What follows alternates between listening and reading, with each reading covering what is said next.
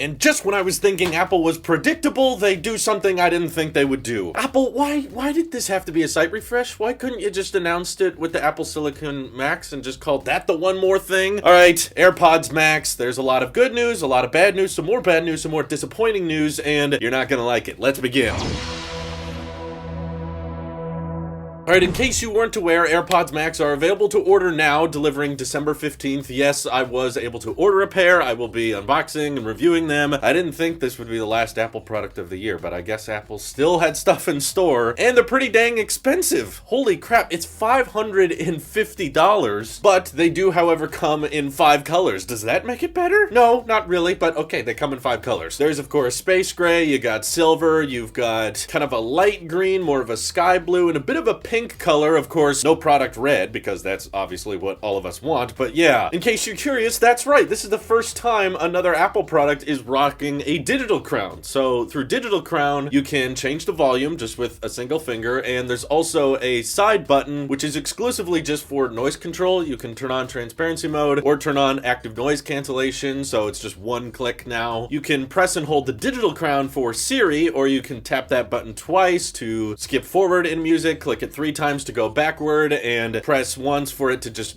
play pause and that kind of basic thing, and you can hold it to activate Siri. Of course, Siri is always on in this configuration, and AirPods Max are being powered by the H1 chip, which kind of surprised me. I thought that with this type of device, Apple would make some kind of next generation headphone chip, but yeah, same old H1 chip we've had before, but Apple is still promising incredibly immersive sound quality, so a whole lot of detail and a whole lot of work is going into the audio performance of this setup. However, while it does use Bluetooth 5, it appears that this is a wireless pair of headphones exclusively, which I think is kind of a bad move, especially for the price they're charging for AirPods Max, because it means there's no wired override, at least as far as I'm understanding it. From what I'm seeing, it sounds like it does have a lightning port that you can charge with. Nope, it's not USB-C, another strike on my list. But that lightning port is only used for charging. The lightning port does not provide any type of audio pass-through if you were hoping to use these as a dedicated pair of,